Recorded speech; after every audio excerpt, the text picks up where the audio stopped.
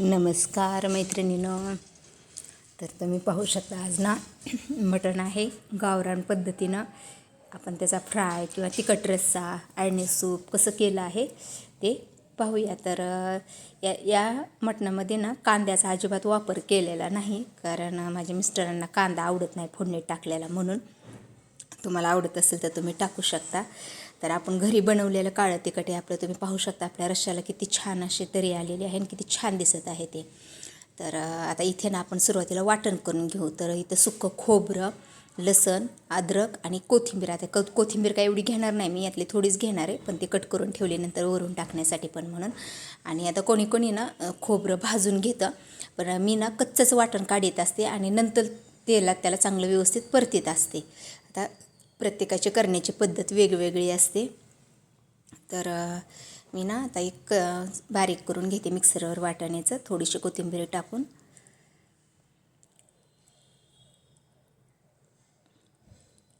तर माझ्या मिस्टरांना ना कांदाची ग्रेव्ही अशी किंवा कांदा कट करून टाकलेला नाही आवडत मटणात, त्याच्यामुळे मी नाही टाकत. तर इथे मी मटण स्वच्छ आणल्यानंतर कट करून स्वच्छ धुवून घेतलं आणि त्याला हळद, मीठ आणि धने जिऱ्याची पूड अशी चोळून ठेवते त्याला. आणि त्याचा चरबीचा भाग बाजूला काढला आहे थोडा, कारण ते तेलात टाकल्यास जास्त तेल सुटतं, असं ह्याच्यात मिक्स करीत नाही मी. तो वेगळाच धुवून घेतला आणि त्याची जे आतडीचा किंवा तो भाग असतो तो पण व्यवस्थित धुवून घेतला नळाखाली. तर इथे ना मी कुकरमध्ये तेल टाकले. आता त्याच्यात आपण जे वाटण करून घेतले का ते वाटण टाकू आणि ह्याला तेलात ना चांगलं परतू आपण.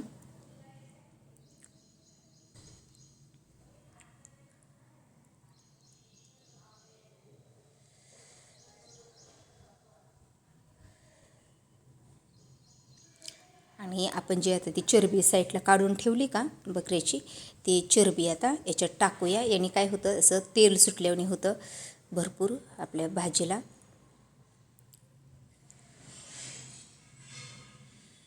चांगली तेलात परतून घेऊ आणि चांगली परतली की नंतर त्याच्यात जे आपण हळद, मीठ आणि धने जिऱ्याची पूड लावून ठेवले का आपल्या मटणाला, ते मटण टाकूया.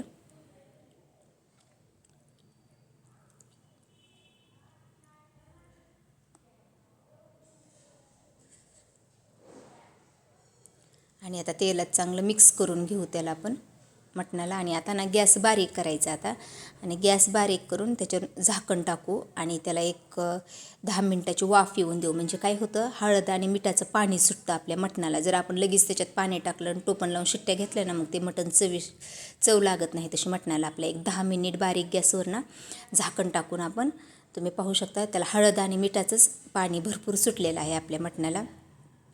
तर याने आपल्या रश्श्याला पण चव येते, सूपला पण आणि मटणाला पण. तर आता हे चांगलं मिक्स करून घेऊ. आणि इकडं तोपर्यंत ना मी दुसऱ्या शेगडीवर पाणी गरम करायला ठेवलं होतं आपल्याला मटणाला जेवढं टाकायचं. आता तुम्हाला किती सूप हवं आहे त्याच्यावर तुम्ही टाकू शकता. मला सूप भरपूर हवं होतं म्हणून मी पाणी भरपूर गरम करायला ठेवलं. आता मोजलं नाही मी वाटीने किती ठेवलं होतं ते, पण एक अंदाजे एक 4-5 वाट्या तरी पाणी होतं ते. तर पाणी टाकल्यानंतर तुम्ही गरम पाणी होतं त्याच्यामुळे लगेच उकळी फुटली. मिक्स करते, तुम्ही पाहू शकता. आता नाही याला टोपण लावून कुकरचं फुल गॅसवर 2 शिट्ट्या आणि बारीक गॅसवर 1 शिट्टी होऊन दिली तिची. आपलं मटण शिजले, तुम्ही पाहू शकता खूप चांगलं शिजलं. तेवढे 2 शिट्ट्या फुल गॅसवर आणि 1 शिट्टी बारीक गॅसवर. आता कसं असतं प्रत्येकाच्या गॅसचं फ्लेम किंवा कुकरच्या ह्याच्यावर असतं, शिट्ट्या कमी जास्त होऊ शकतात. शिजले व्यवस्थित. तर मी आता याला काढून घेते. तर आता मला जेवढं सूप हवं आहे तेवढं साईडला काढते, जेवढं मला फ्राय करायचे ते पीस बाजूला काढते. आणि आता रस्सा सुरुवातीला तुम्हाला दाखवते. तर मग अशी जे आपण वाटण केलं होतं का त्यातलंच थोडंसं वाटण मी रश्श्यासाठी फ्रायसाठी पण ठेवलं होतं. तर तेल गरम झालं आपलं कढईत की त्याच्यात ते मग वाटण टाकलं.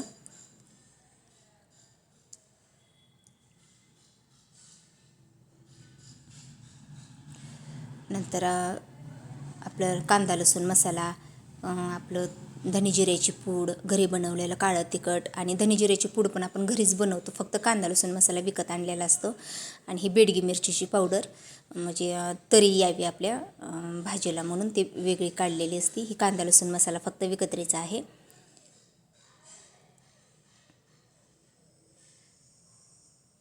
आणि आपलं घरी बनवलेलं काळं तिखट. मसाले कोरडे टाकले की नंतर तेलात चांगले परतून घेते त्याला.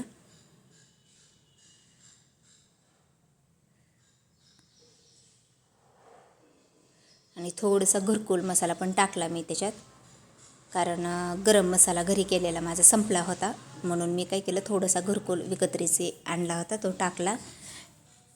मी जास्त करून विकत्रीचे मसाले वापरत नाही, पण आता मला आजारी होते त्यामुळे मला ते करणं झालं नाही. आता मी करेल गरम मसाला, तो संपला आहे तो पण. परत मीठ मला आपण सूपला भरपूर मीठ टाकलेलं होतं सुरुवातीलाच, पण आता आपण पाणी टाकलं ना एक्स्ट्राचं, गरम करून पाणी टाकायचं. तुम्हाला किती रस्सा हवा आहे त्या हिशोबाने. मला 3 वाटी हवं होतं. मग सूप होतं आपलं 1-1.5 वाटी, आणि आणखीन 1.5 वाटी पाणी गरम करून टाकलं मी. त्याच्यात थोडं मीठ टाकलं त्या पाण्यापुरतं, कोथिंबीर टाकली आणि त्याला 1-5 मिनटं बारीक गॅसवर चांगलं उकळून दिलं.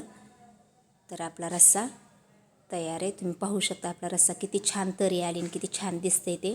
आपला मसाला खूप छान असतो, त्याच्यामुळे आपल्या भाज्या पण छान होतात. तर आपला रस्सा झाला आहे, काढून घेते. तर फ्राय करायला घेते. तर फ्रायसाठी मी उकड काढून ठेवलेली होती.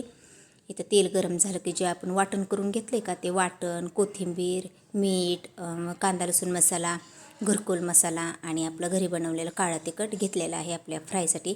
तर तुम्ही कांदा कट करून एक टाकू शकता फ्रायला, पण मिस्टरांना आवडत नाही म्हणून मी कांदा मटणाला टाकत नाही, फ्रायला आणि रश्श्याला दोन्ही पण. तर आपलं वाटण टाकलं तेलात, ते चांगलं परतलं की त्यात कांदा लसूण मसाला, काळं तिखट, घरकुल मसाला, मीठ आणि कोथिंबीर आपण वरून टाकणार आहोत नंतर. तर ते चांगलं टाकून मिक्स करून घेते. आणि नंतर जी आपण उकडं ठेवली ना आपली काढून मग अशी सूपमधली, ती उकडं टाकूया.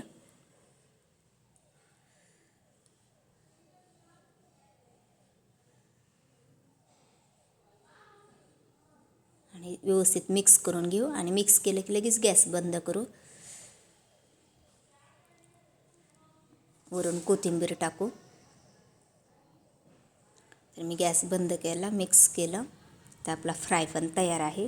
तर एकदम साध्या सोप्या पद्धतीनं, कांद्याचा वापर न करता, जास्त मसाल्यांचा वापर न करता, एकदम गावरान पद्धतीनं बोकडच्या मटणाचा आपण फ्राय, रस्सा आणि उकड पाहिलेली आहे. तुम्ही पाहू शकता खूप छान झालेला आहे टेस्टला पण आणि दिसायला पण.